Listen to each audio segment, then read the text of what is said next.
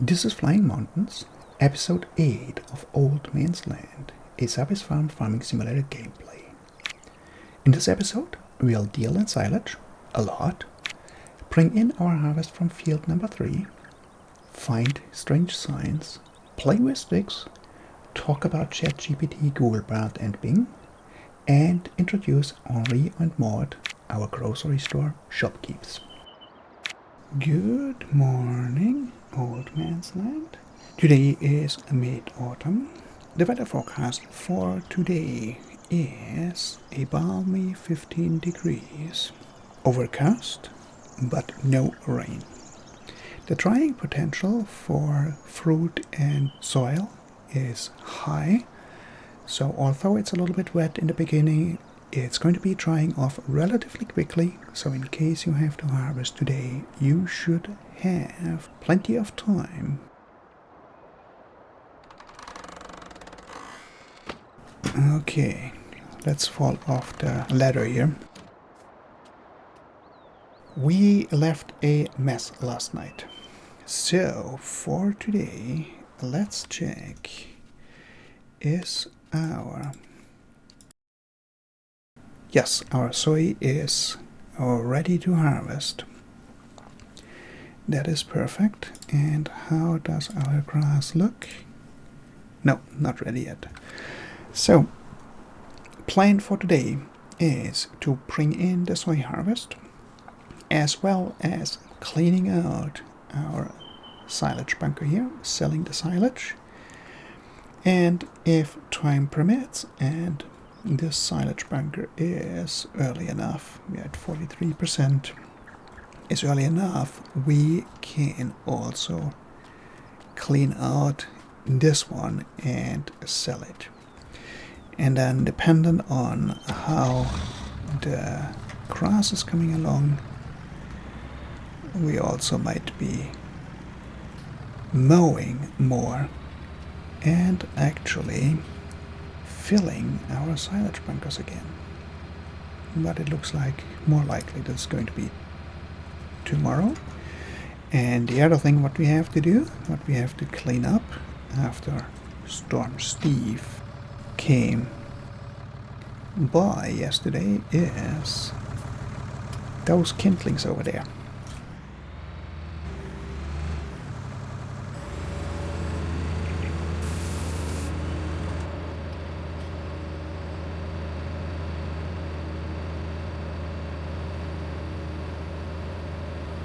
I'm just very careful here at the beginning because there is chaff laying at the front.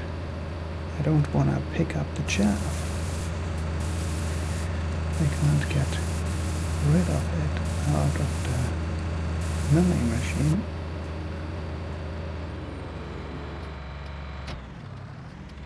I have to do that next time when I have an empty trailer. Can I see actually the trailer in the mirrors? No, it's nicely lined up. So let's go selling. And I would expect that the soil and the harvest is going to be dry enough going towards 10 o'clock, 11 o'clock, perhaps noon. So let's see. And while I'm working on this,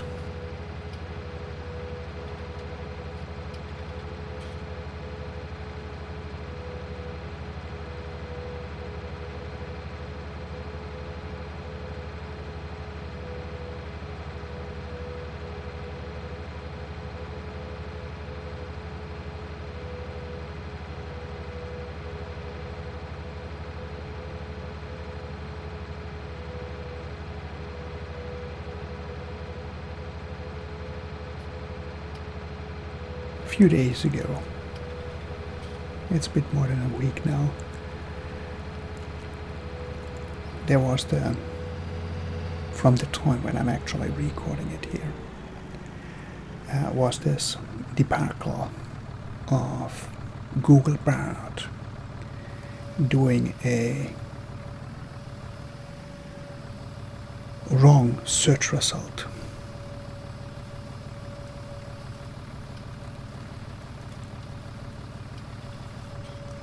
And that completely got blown out of proportion and wiped 100 billion of Google's value of the stock market because of a complete overreaction, a complete unproportional reaction of so-called investors.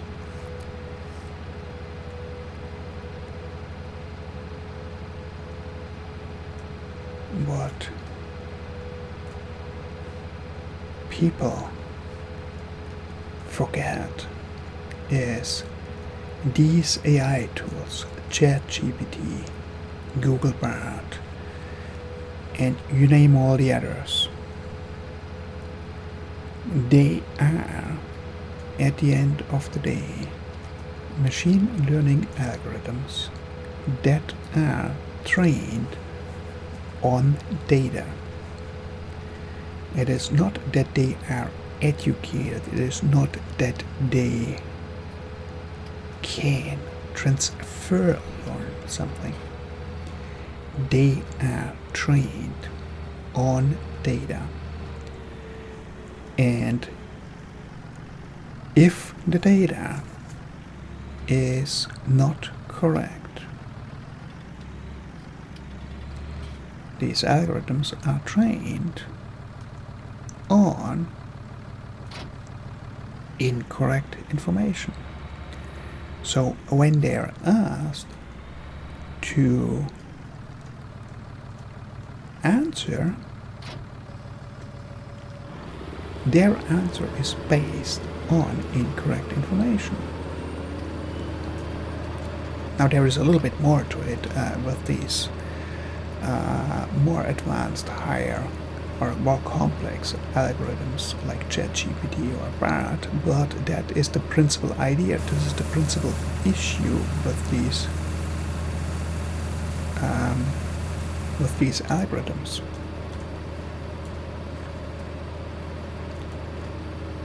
You only can get out the quality that you put in, and this begs a completely different problem actually, and I kind of alluded to that already because I was putting in the qualifier of being trained on wrong data. How do you define what is right and wrong? How do you evaluate data? At the end of the day, any evaluation that is being done is based on a reference set of values that you are comparing it to.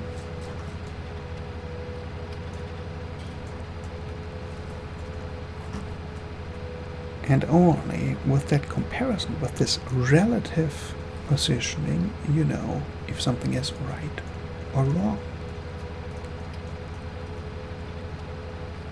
The issue there is these reference sets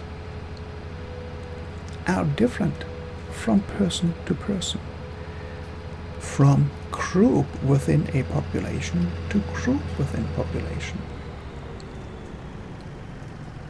Let me give you a very obvious example. Religion. Take any major religion, or nearly any major religion, and the text it is based on, the teachings it is based on, the knowledge it is based on, the frame of reference it is based on. is being presented within that group as the one true absolute. The thing is, how many one true gods can there be? Is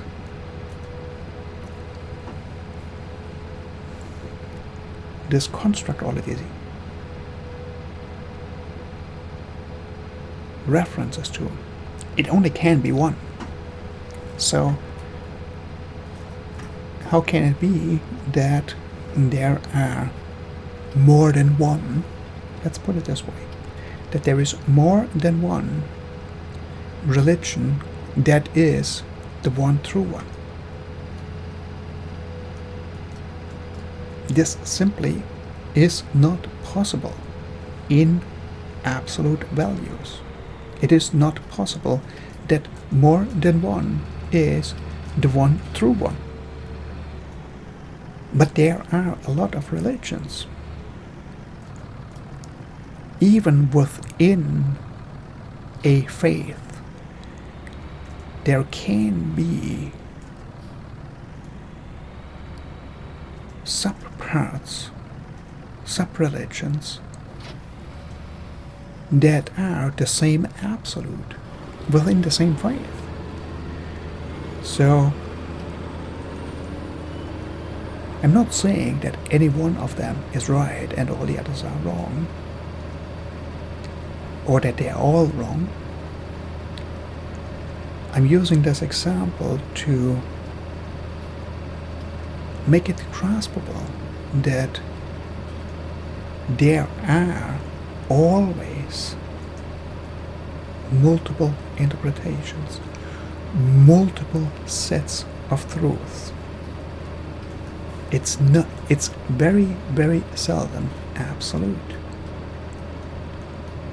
So how do you gauge what data, what information is the truth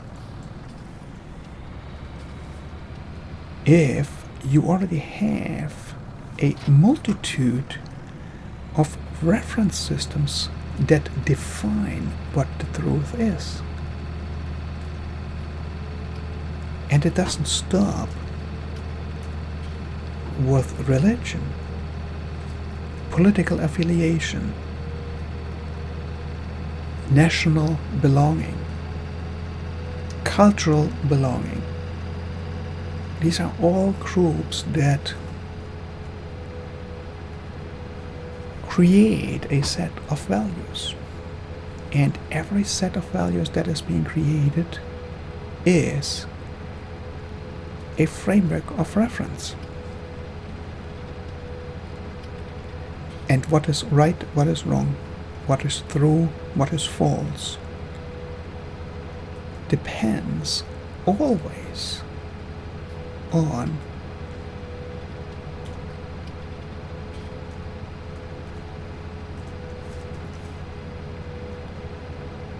your framework of reference. And this is what is kind of the bittersweet thing about Barthes snafu. It is a stark reminder that AI is not, cannot be, and never will be infallible like humans. And that is also a problem that we have these days. A lot of people represent their opinion as an absolute. It is not. Nothing is an absolute. What I'm telling you right now is not an absolute. This is based on my experiences, my frame of reference, my history, what I learned,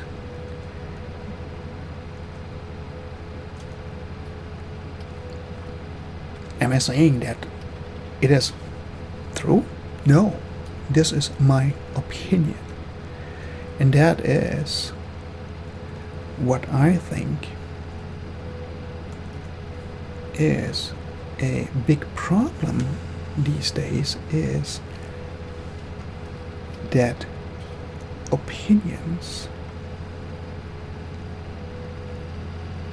or personal truths are being represented as absolutes, and that is misguided. So,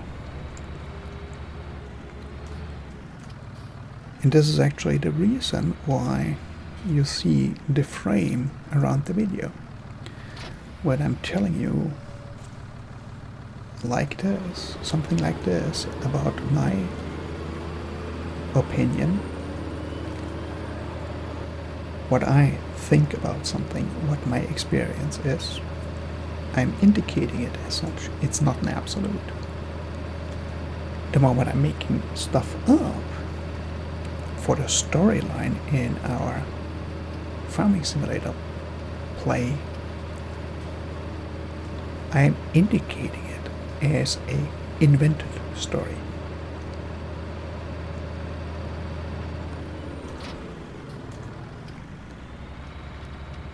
And going back to ChatGPT and Bard, it is basically impossible to supply these kinds of algorithms with the amount of data that they require with absolute truth. It's always going to be some form of a opinion in there, because any piece of text, any document that these algorithms are going to be consuming and learning from is created by humans. And every human is automatically, it's not malicious, it is just a matter of fact,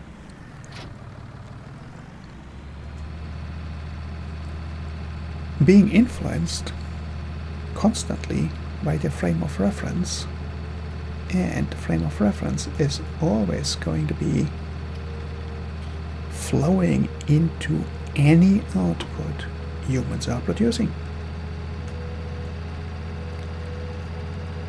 So everything that these AI algorithms are going to be consuming, are going to be learning from, is tainted.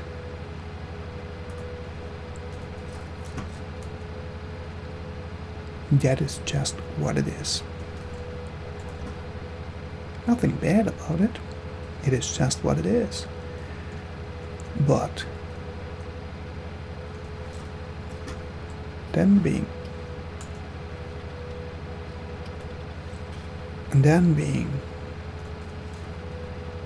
jumping the gun and saying that Google completely is losing its grip, and as a company doesn't have the value anymore, and wiping out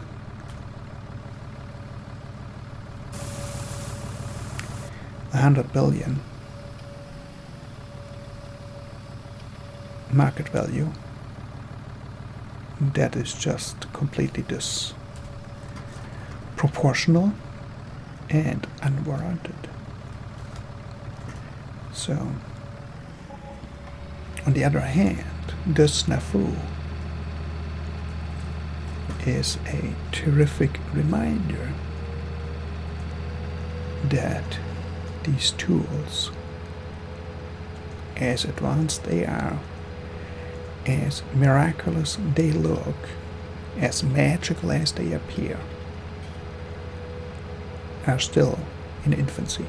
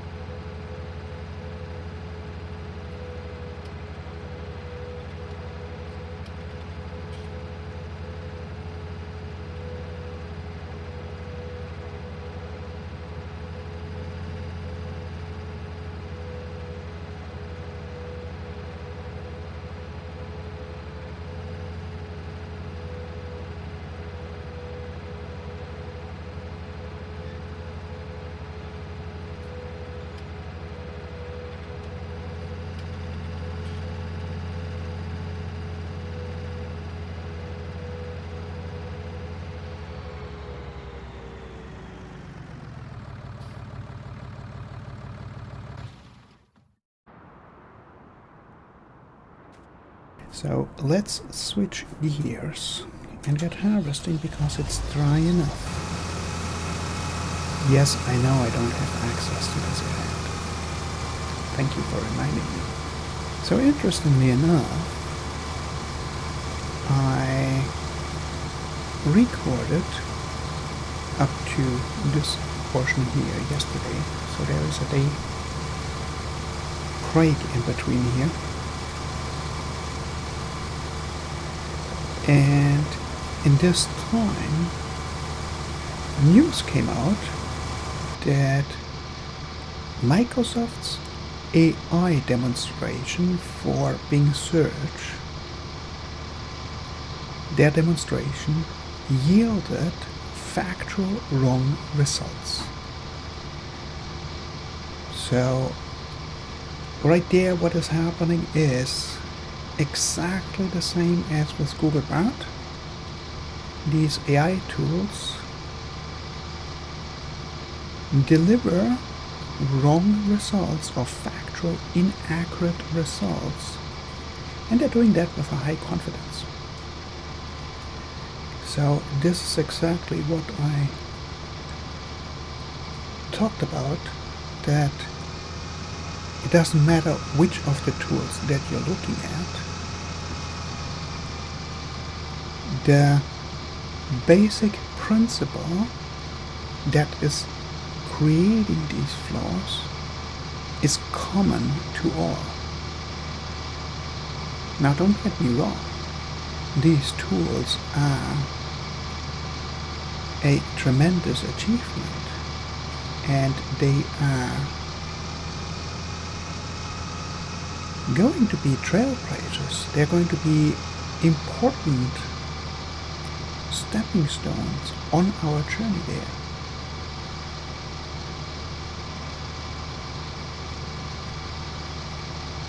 Same as an iPhone was. When the iPhone came out, when the first iPhone came out, it was something unheard of. It's the same here. Is this the end of the line? No. By far not. This is the beginning.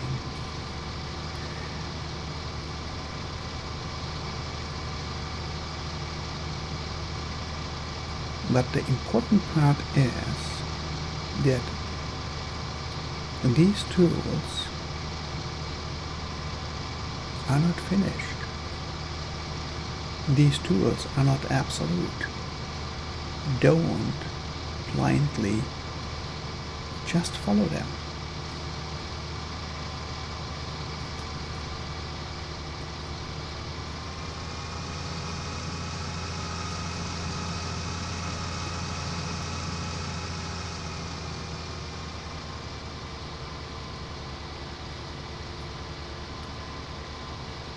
I'm curious where it's going, because the data that is actually required to train these tools or these algorithms, it's such an effort, it's such an immense amount of data that is required. Not only volume-wise, but also quality-wise. It needs to be balanced, and there is so many considerations that need to go into the data that this is going to be a nearly unsurmountable task. And I wonder if it might get to a point that this kind of data is being maintained very similarly as what Wikipedia is. When Wikipedia originally came out, it was an uproar by the self-stipulated specialists and experts that something like a concept of a democratized knowledge base maintained by a community is not going to work, because who is going to be vetting it, who is going to be approving it, who is going to be making sure that everything is correct? That were the arguments.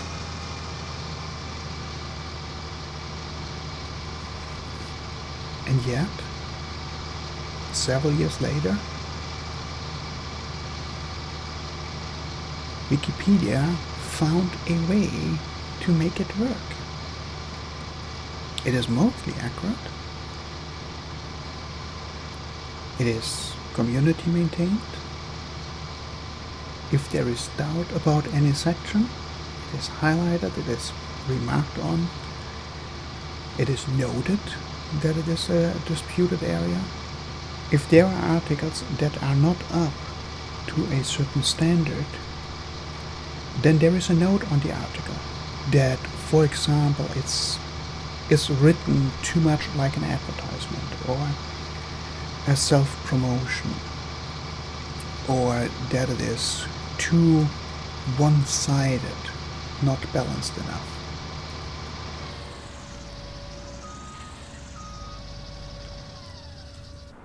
And when you're reading those articles, you pay attention to that. You take that into consideration. Same for articles about developing stories. There is a note on the article that it's a developing story, that it is going to be changing, it has to change, it will change.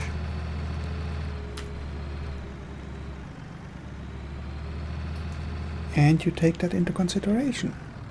And that's fine. But at the end, Wikipedia is an encyclopedia maintained by a community,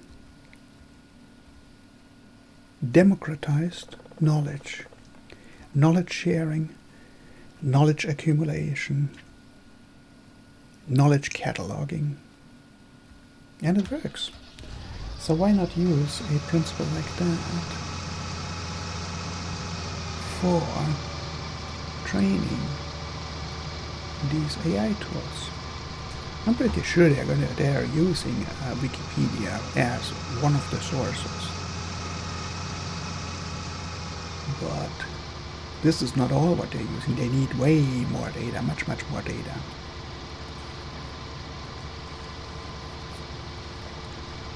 So, I would assume that sooner or later, this form of a community approach will yield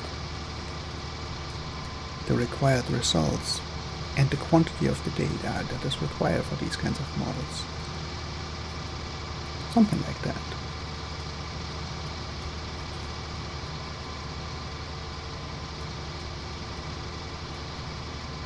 Do I think that these models are the end of it?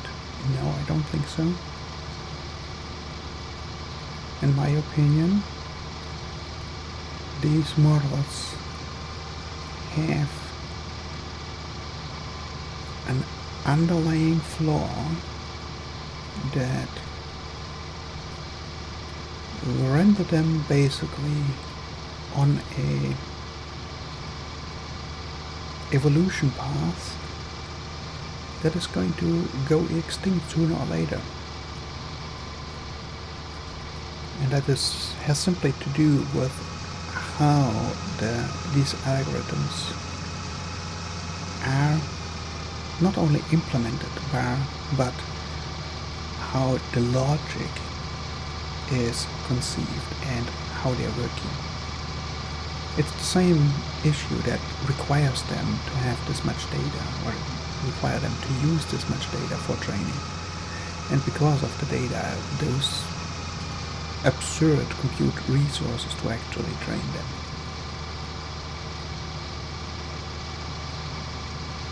And the absurd amount of data that they require to train. That all comes together because of this one underlying principle that I consider the flaw of these algorithms.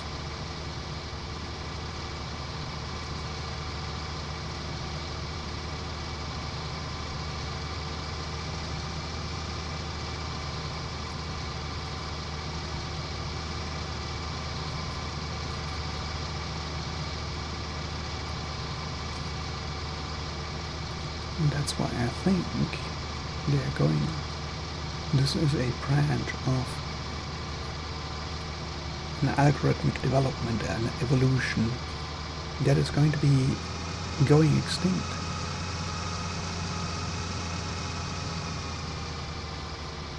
Doesn't mean it doesn't have its uses, doesn't mean we don't need to go down that route today. Back in the day, you had disk drives in your computers. Not necessarily even hard disks, only disk drives. And in those days, computers did get the acceptance that they got the spread that they got. They were successful despite those, from today's point of view, technological flaws.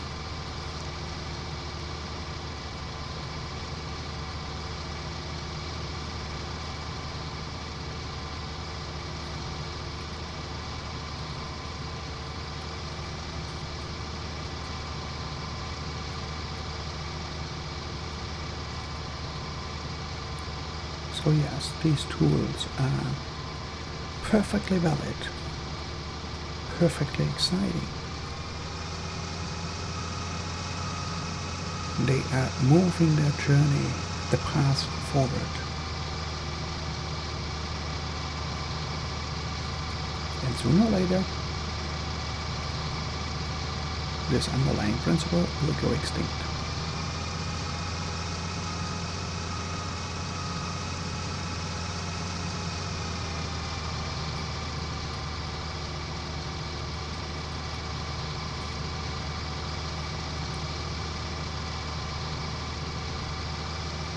And when I'm talking about absurd compute resources for these kinds of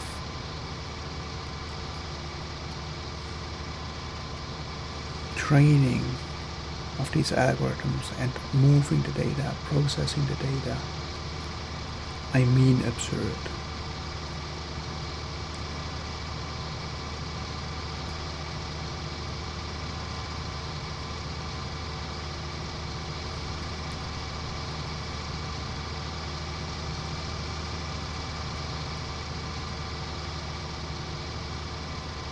Very easily conceivable that these compute resources that are being used to train these large and complex AI models for processing all that data, we are looking at compute resources that in data centers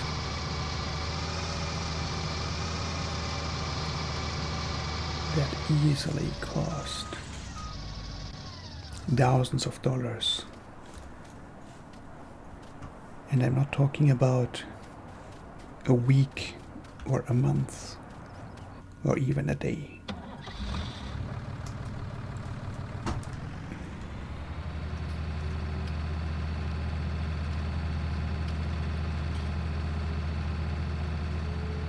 I wouldn't be surprised if some of those compute resources, if you would actually need to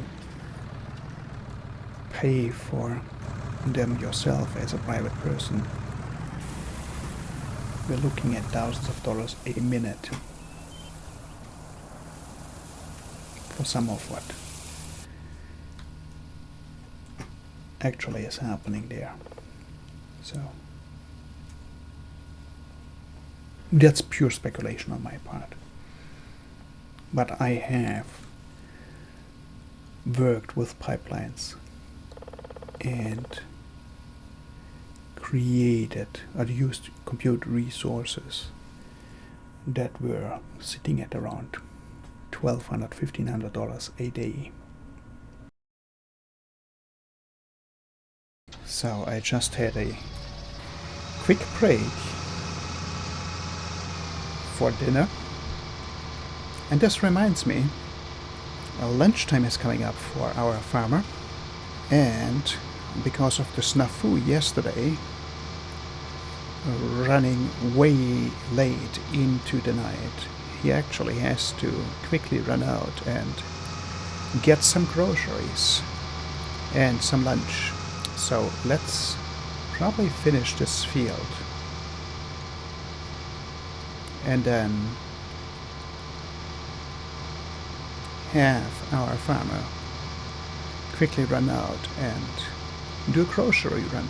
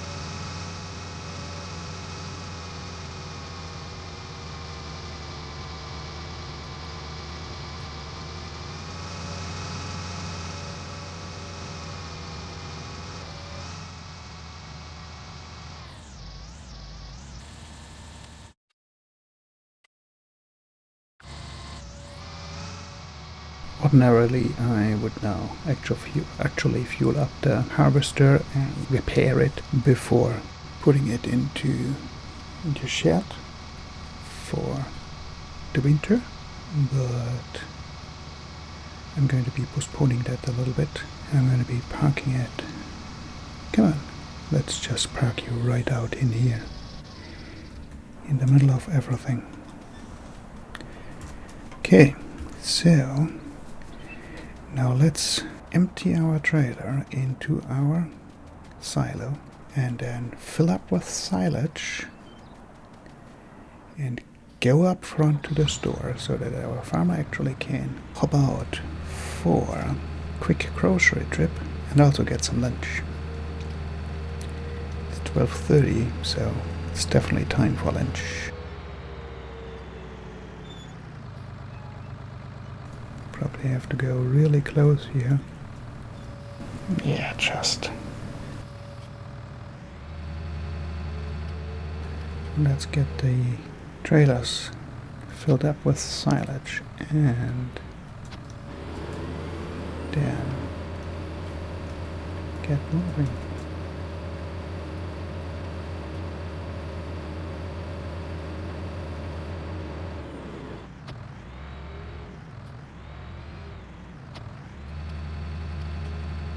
I'm kind of tempted of getting another one of those small trailers on the back, just for the volume.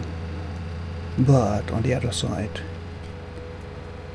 this tractor is already pulling so hard with those. We are now at maximum speed, so it's already pulling this hard with those trailers that doesn't make a lot of sense for the few trips that we actually could use it. It's definitely an option to keep in mind if you're going to be doing a lot of silage. That was a fail. Let's get parking and hop into a cab to get our groceries. What is going on here? No, that's not an Easter egg. Sorry, we are closed. Please check back later. Animal dealer is closed. When mountains fly or the sun rises in the west, I know that from somewhere, or another miracle happens, or Easter eggs are found. I guess we need to find a way to make mountains fly. We need an animal dealer. We just talked about that we want to go with chicken, and now the animal dealer is closing down. So, could have been easy, right? So, let's get our groceries done.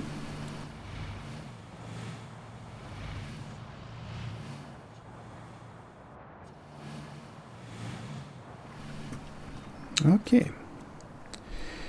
There is our farmer bag. Now this is a major wrench in the plans. Luckily, our farmer is a technology guy. So I bet we can come up with something. We can come up with a solution to this. Whoop. So let's keep doing our silage. And while we're doing that, no, we're not going to be solving the problem with the closed animal dealer right away. That takes a little bit of thinking and planning. Look at the windmill go. We've got a lot of wind apparently. While our farmer was out, he actually was talking with the shopkeeper. That's an older couple. And slowly he is coming behind some of the mysteries here of the lands, of his farm, of his uncle. So looks like there is quite a rumor mill going, and has been going for a long time. So he will need to work through that.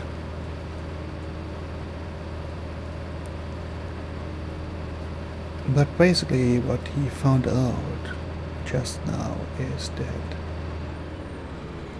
his uncle was very social, was very involved in the community, was very easygoing, very friendly for most of the time that he actually lived here. And then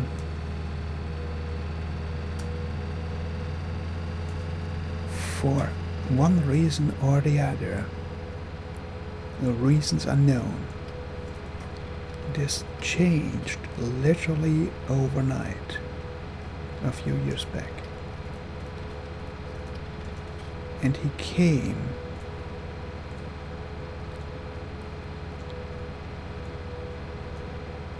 became very secluded, very withdrawn.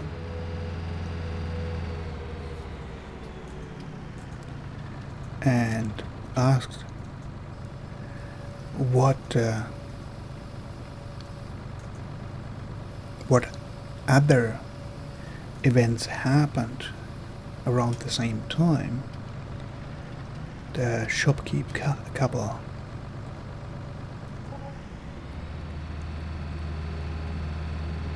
didn't know anything at first. But then they remembered that in the same year, the same summer, the then fire chief died in an accident, work-related accident, in the valley. And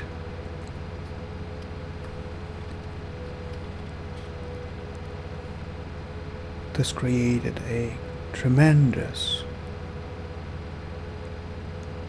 rumor mill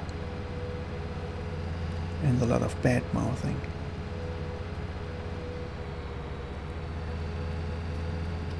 It appeared to be relatively weird, the circumstances.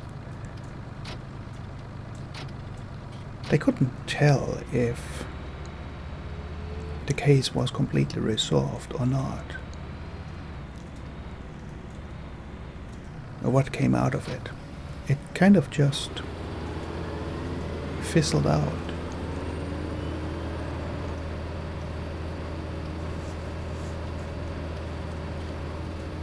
Anyhow, that's another piece to the puzzle here. Doesn't help a lot. It's just one more piece, and we still don't see the complete picture, but there is a bit more to the story. A bit more. One piece more of the puzzle.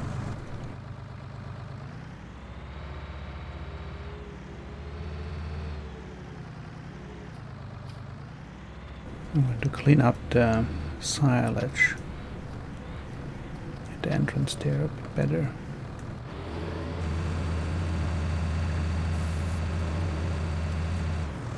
There you go, now we've got a chaff in there. Where are we here? 70%. Yes. We only covered it late last night, so I don't expect it to be ready anytime soon, or anytime today. We're not going to be able to empty that today. So let's get this emptied.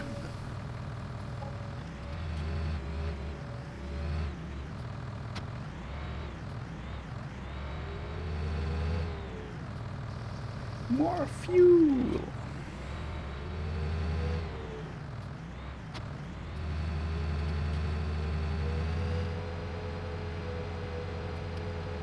Okay, so now that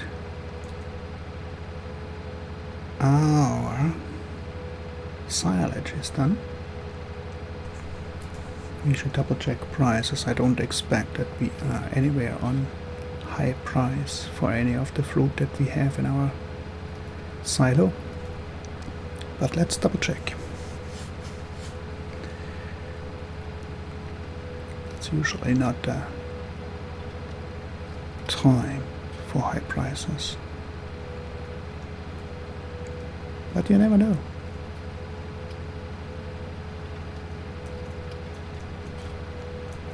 It's usually not the time for an animal dealer to close down, so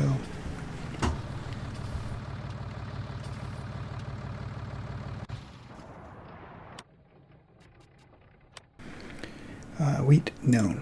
Barley, no. Oat, no. Canola, no. Sunflower is relatively high, but I don't think we have any left. Soy is very low. Corn is low. So let's check. I don't think that we have sunflower left. No. Oh, at 1185. Yeah, that was canola. I just thought, okay, 1185 for oat is high. But it's canola. Canola needs to be out at around 1270 to be high.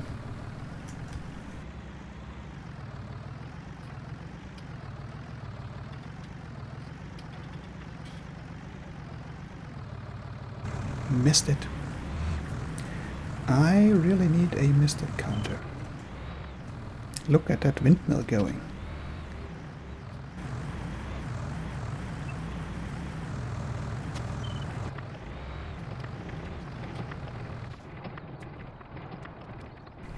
Look at that going. That is crazy. Oops. Missed it. Literally now. Let's go and feed our pepper. And with that, next thing to do is starting to work the trees back there.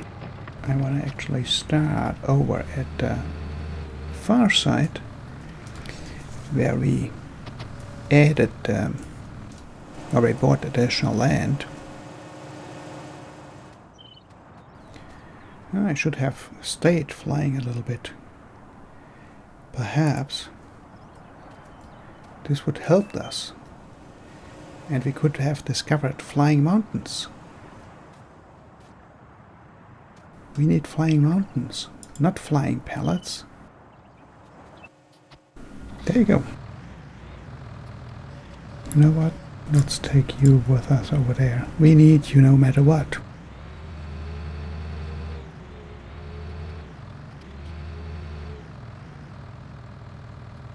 Hundreds of tools attached to the tractor.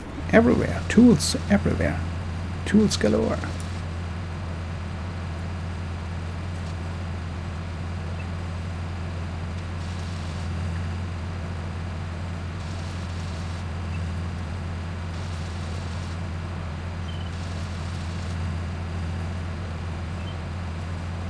Where are you? Oh, there. No, I don't expect to catch all of them. I just start with some of them.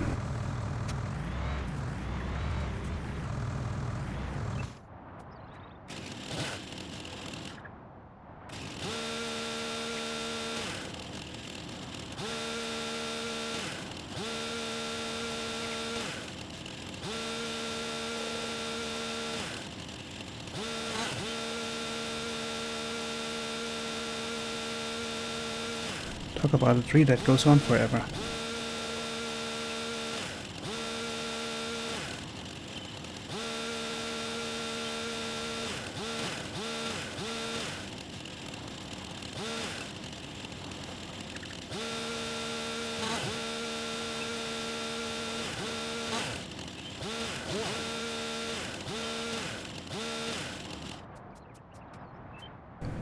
No, I can't lift that one. So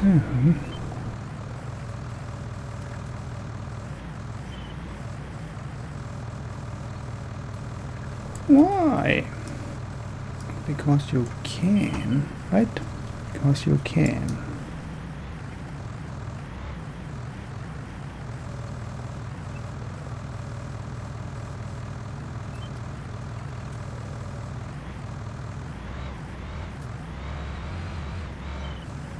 That's just a flying tractor. We don't need flying tractors, we need flying mountains. Yeah. This problem again.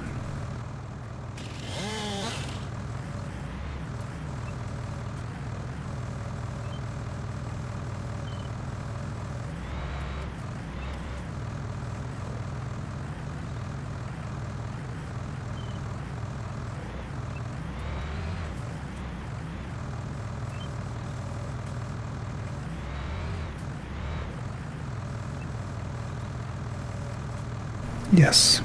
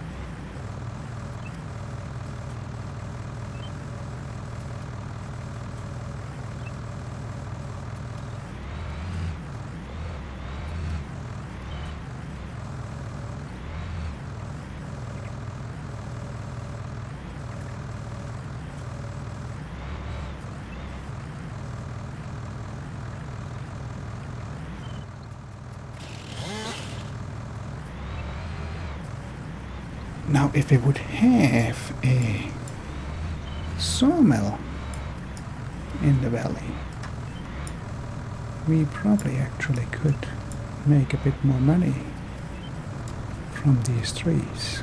But right now, we don't have that. So I'm not actually disconcerted about the lengths that I'm cutting it to, because it's going into the wood chipper anyhow.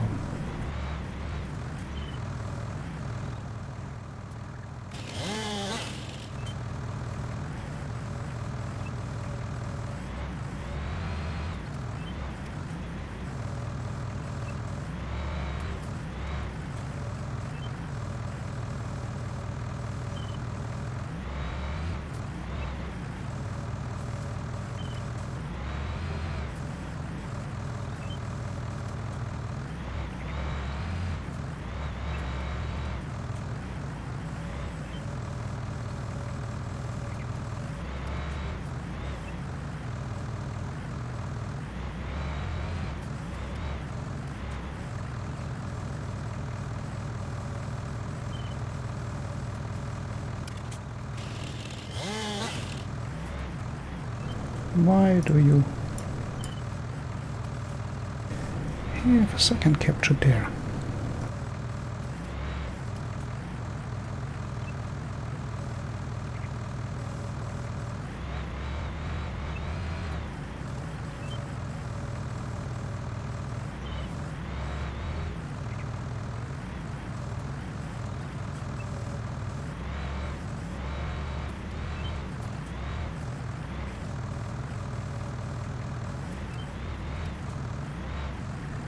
Sooner or later, I will get the belly dance under control with this tractor.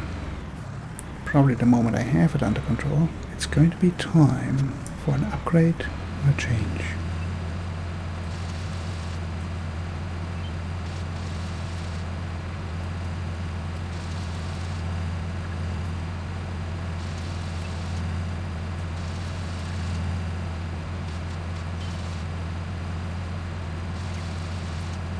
Now it's anybody's guess, and you guys can guess it in the comments, how many of these stumps I'm going to be missing and that I'm going to be running into when creating a field.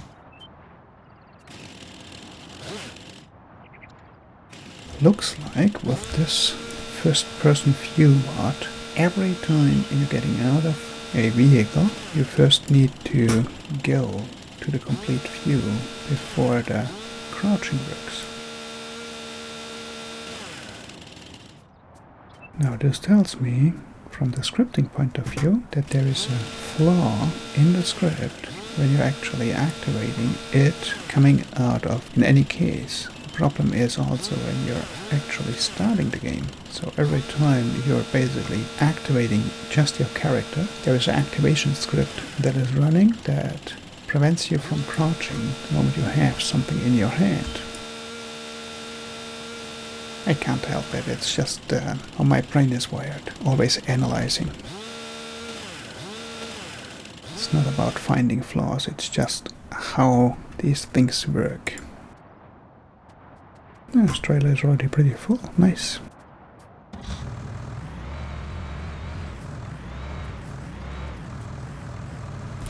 5. Let me quickly double check when nightfall is. Nightfall 1830-ish. So we can't do much more.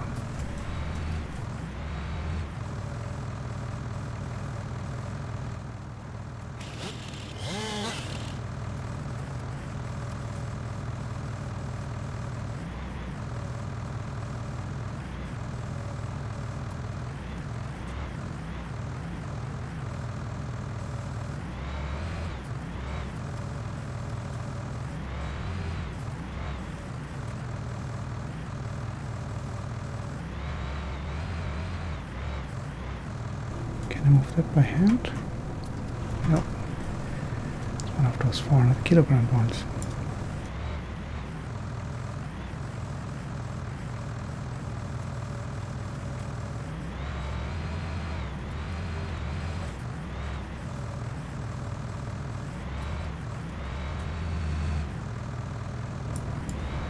Like I said, I'm going to be getting this under control, this dancing a ballet with this tractor and those chopsticks eventually.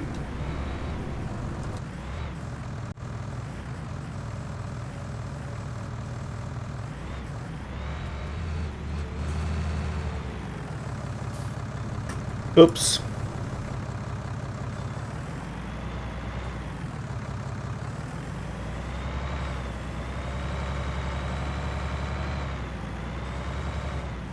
Self-riding tractor. Thanks to farming simulator physics. And we are running out of light.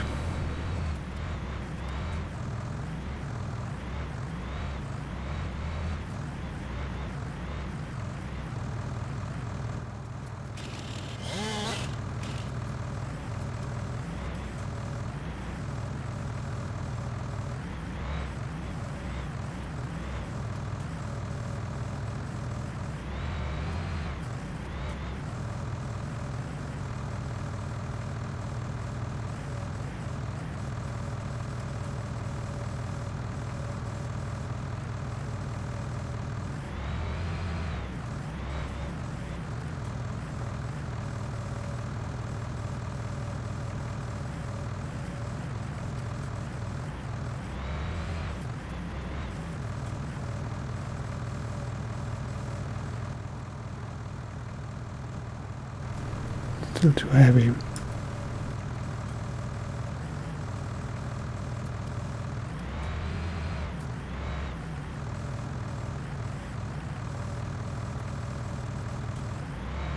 Last one.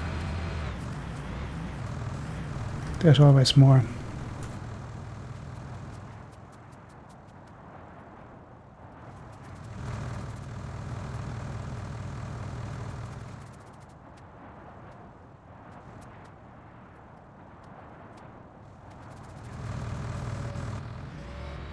Time to shut it down.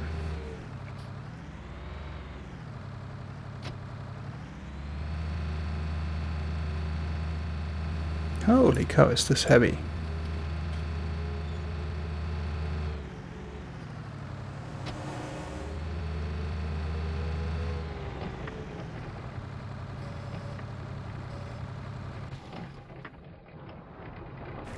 And with this, we have another day done in Old Man's Land. Time for the radio, and the burgers are already sizzling. Judy must be around. Because it was this late last night, we couldn't have her over, so we do it today. So, thanks for watching. You have the subscribe button coming up on your screen right now, as well as a link to the playlist. And I will see you again tomorrow with the next episode. Thanks for watching. This is Satisfy gameplay in Old Man's Land. Episode 8, Flying Mountains. That's going to be the title. Peace.